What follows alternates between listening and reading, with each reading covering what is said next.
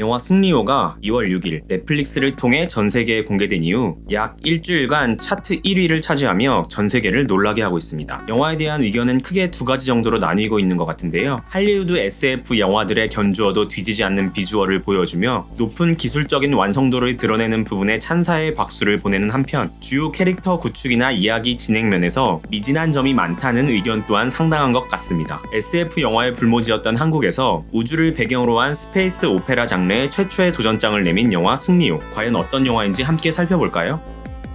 서기 2092년 지구는 대부분의 지역이 사막화되고 달과 지구 사이의 위성 궤도에 인류의 새로운 보금자리인 UTS가 건설됩니다. 자신의 부주의로 인한 사고로 우주를 떠돌고 있는 딸인 순이를 찾기 위해 돈 되는 일이라면 뭐든지 하는 조종사 태호. 과거 UTS와 UTS의 수장인 설리반에 대항하여 우주 해적단을 조직하고 이끌었지만 설리반을 제거하기 위한 작전에 실패한 뒤 지금은 승리호를 지휘하고 있는 장선장. 지구에서는 갱단의 두목으로 마약 등을 팔아 불쌍한 사람을 도왔지만 죄를 짓고 지구에서 쫓겨난 뒤 지금은 승리호의 기관사가 된 타이거 박. 사람을 죽이던 로봇에서 장선장의 구원으로 승리호의 작살잡이가 된 사람이 되고 싶어하는 로봇 업동이까지. 이들은 우주 쓰레기를 처리하는 청소선 승리호의 선원들입니다. 어느 날 사고 우주정을 수거하여 수색하던 중 우주정 안에 숨겨있던 도로시를 발견하는 선원들. 도로시는 대량 살상 무기를 몸에 지닌 로봇으로 알려져 있었고 돈에 쪼들리던 선원들은 거액의 돈과 도로시를 교환하는 거래를 계획하게 되는데 UTS 또한 도로시를 쫓고 있는 상황에서 과연 승리호의 선원들은 무사히 돈을 차지할 수 있을까요?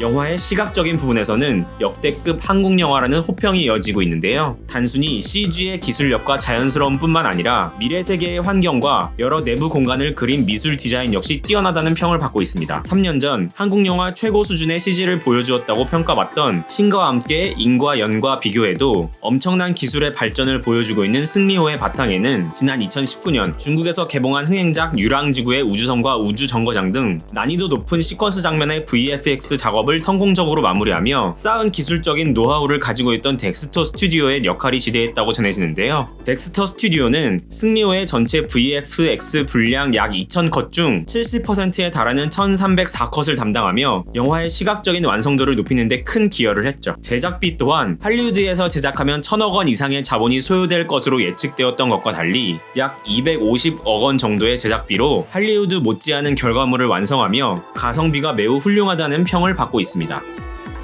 보통 이런 류의 영화들에서 흔히 볼 수 있는 국뽕을 일으킬 수 있는 전개를 최대한 자제하고 인종, 성별 등 전 세계의 문화적인 다양성을 효과적으로 묘사하기 위해 노력하고 있는 부분 또한 승리호가 높이 평가되고 있는 부분인데요. 외국 커뮤니티에서도 특정 국가나 인종 중심의 세계관을 벗어나 다양한 인종과 언어가 등장하는 것이 좋았다는 호평이 많으며 영화의 후반부에 승리호 뒤에서 다양한 민족의 우주 청소부들이 힘을 합쳐 함께 싸우는 장면은 단순히 한국인들만의 애국심이 아닌 세계 관객들의 인류애를 자극했다는 평을 듣고 있다고 합니다.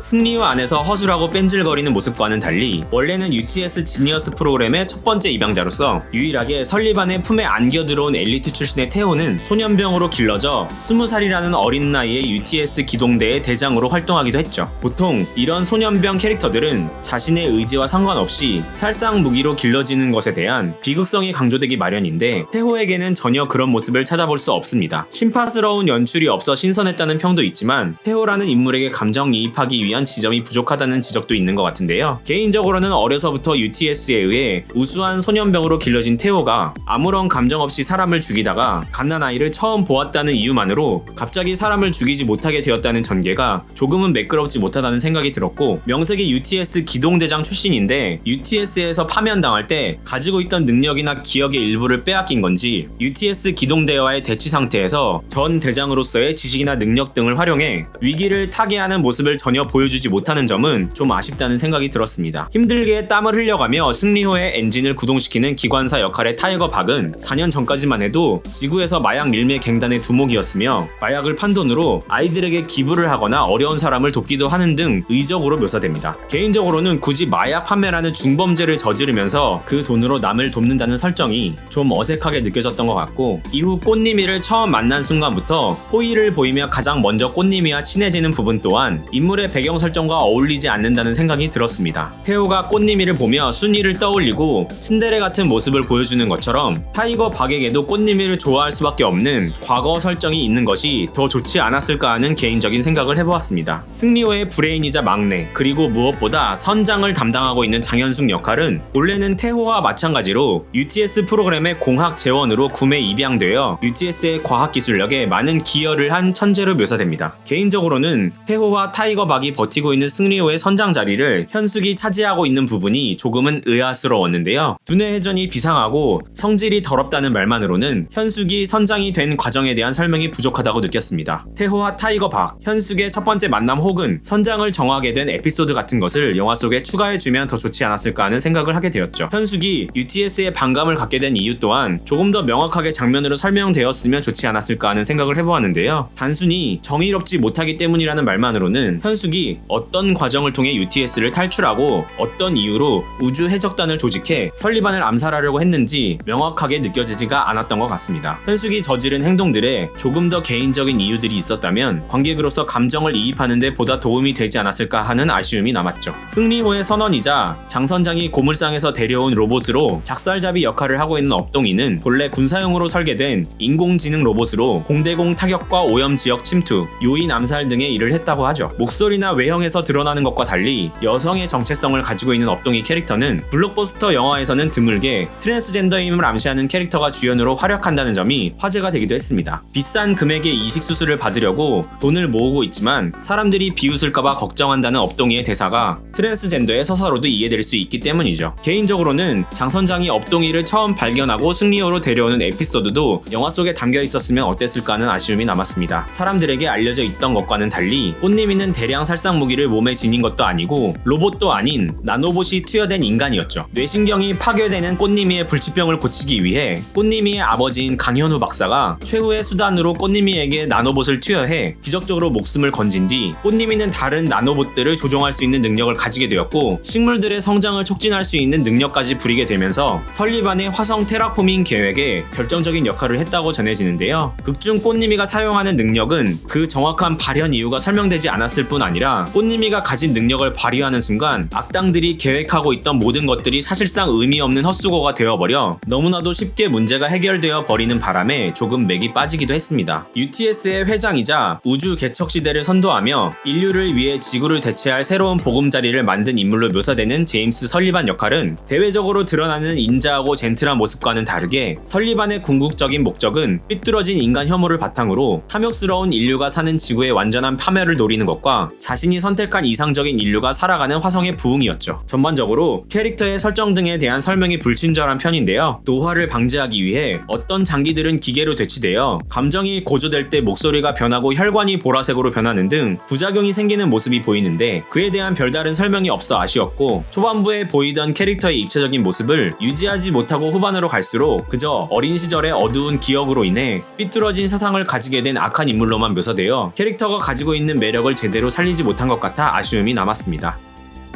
영화 승리호는 영화사의 길이 남을 명작이라고 이야기하기는 어렵지만 일반 대중들이 별다른 생각 없이 즐길 만한 오락 영화로서의 역할은 충분히 해내고 있으며 무엇보다 앞으로 한국 SF 영화가 나아갈 길을 제시하며 의미 있는 가능성을 보여준 영화라는 생각이 들었던 영화였습니다. 영화를 보신 여러분은 어떻게 생각하셨나요? 댓글을 통해 소통할 수 있으면 좋겠고요. 영상이 유익하셨다면 구독과 좋아요, 알림 설정 부탁드립니다. 이상 범블러였습니다. 감사합니다.